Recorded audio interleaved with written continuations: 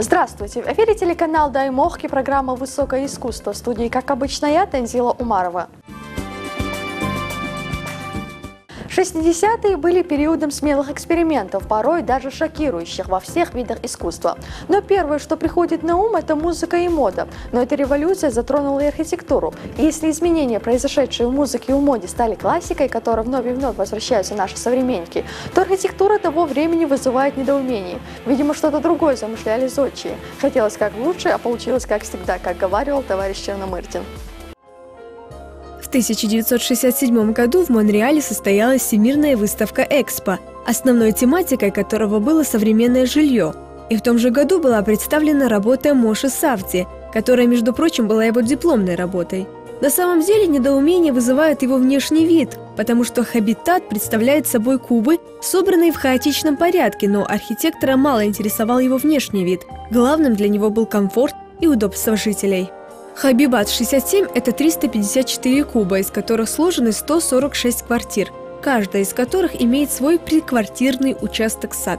Это своеобразные квартиры-дома, хоть и объединены в единый комплекс, но архитектурное проектирование коттеджа осуществлялось таким образом, чтобы каждый, кто находится на собственном земельном участке, чувствовал себя дома, на земле. Подобное расположение квартир по замыслу архитектора должно было продемонстрировать возможность существования недорогого, но вместительного жилья.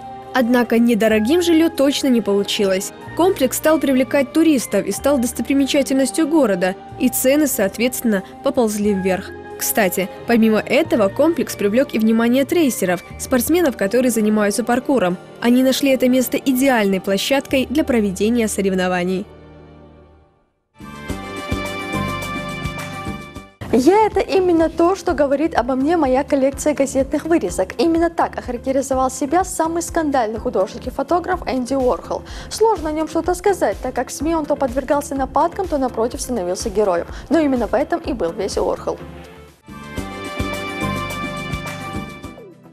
Его настоящее имя Андрей Варгола. Он родился в семье словацких эмигрантов.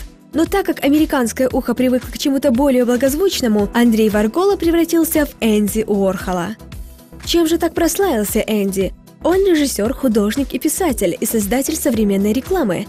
Успех пришел к нему после удачного оформления рекламы обувной компании «И Миллер». Было это в 50-м году. На рекламных плакатах была изображена в эксцентричной манере нарисованная чернилами обувь со специально сделанными кляксами. Уорхол одним из первых применил трафаретную печать как метод для создания картин. В своих ранних шелкографиях он использовал собственные нарисованные от руки изображения. Позже с помощью проектора он транслировал на холст уже и фотографии, а далее вручную обводил изображение. Способ Уорхола заключался в следующем. На рамку натягивалась нейлоновая сетка. Само изображение на сетке создавалось путем контактного засвечивания. На сетку, пропитанную фотоэмульсией, накладывался диапозитив. Все засвечивалось, как при фотопечати. На освещенных местах сетки фотоэмульсия полимеризовалась и становилась нерастворимой пленкой. Лишнее смывалось водой. Так создавалась матрица, то есть печатная форма. Ее накладывали на бумагу или ткань и наносили краску. Краска проникала через прозрачные участки сетки и создавала изображение. Таким образом, нанося специальным резиновым валиком на деревянной ручке черную краску, Уорхол исполнил основной контур своих самых известных произведений, многократно повторяющихся Мэрилин Монро, Элизабет Тейлор и других. Работы Уорхола входят в высший ценовой диапазон арт-рынка. В 2008 году холст 8 Элвисов, написанный в 1963 году, был продан за $100 миллионов. Его часто называют русским Сальвадором Дали. Они оба работают в одном жанре – сюрреализм. Эти странные слова из мира живописи немного раздражают слух обывателя, который представляет себе разбрызгивание красок на холсте. Но нет, сюрреализм – это другая реальность, то есть нечто магическое и сказочное. Да простят меня искусствоведы за использование этих слов. Увидев работы российско-американского художника Владимира Коша, у вас точно изменится представление об этом жанре, а у поклонников сюрреализма появится новый Дали. Глядя на его работу, хочется сказать одно. Я хочу жить в этой реальности, смотреть на эти мельницы, где вместо лопасти порхают бабочки, и ждать на берегу корабль с фантастическими цветами вместо парусов. Да, это его фантастическая реальность, где все представленное воздушно, эфемерно, где каждая микрочастица Вселенной оживает.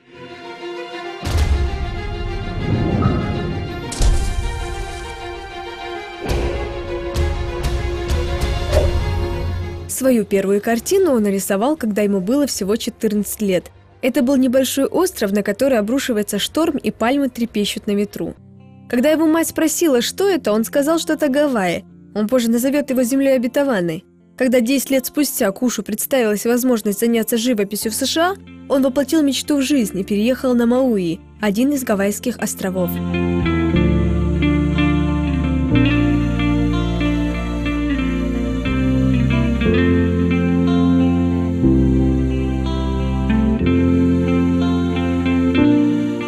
Полотна Куша обычно относят к сюрреалистическому направлению искусства. Но сам художник не согласен с таким определением. Для его работ характерны ясные, яркие, четко очерченные предметы, присущие больше реалистичному классическому жанру. Куш определяет свой стиль как метафоричный реализм, используя метафоры для воплощения необъяснимых идей и понятий, таких как творчество или любовь. Или все же стоит назвать этот жанр сюрреализм Куша?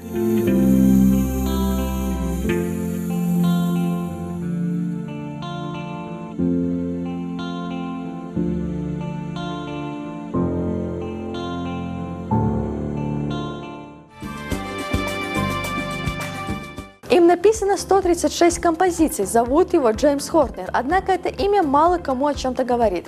А между тем, это композитор, с которым мечтают работать лучшие режиссеры Голливуда. Они в один голос утверждают, что музыка, написанная им, обязательно превзойдет их все, даже самые лучшие ожидания. Кто такой Джеймс Хорнер? Тот самый парень, который написал легендарную музыку к не менее легендарному фильму «Титаник». Да, именно он написал и песню «My Heart Will Go On», а не Селин Дион, она ее просто исполняет. Джеймс Кэмерон был против песен в своем фильме. Хорнер написал ее втайне от режиссера. Стоит ли говорить, какой была реакция Кэмерона? Самая популярная композиция, самый лучший саундтрек, а никто не знает имя человека, сочинившего это. Интересно, ему обидно? Хотя вряд ли. Он, наверное, просто не успевает обижаться. Столько работы.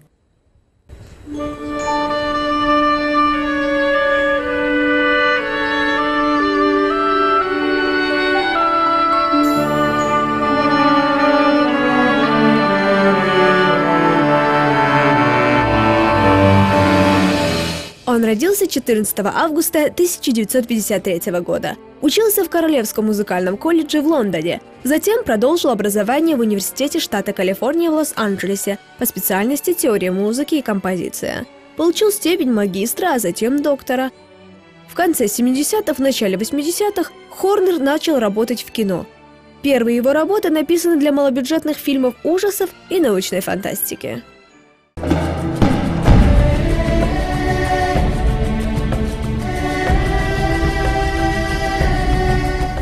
Его музыка отличается частым использованием электронных и хоровых элементов, а также добавлением кельтских мотивов. Однако постоянно подвергается нападкам специалистов, обвиняющих его в самоплагиате, то есть в том, что он перерабатывает свою собственную музыку в новых фильмах.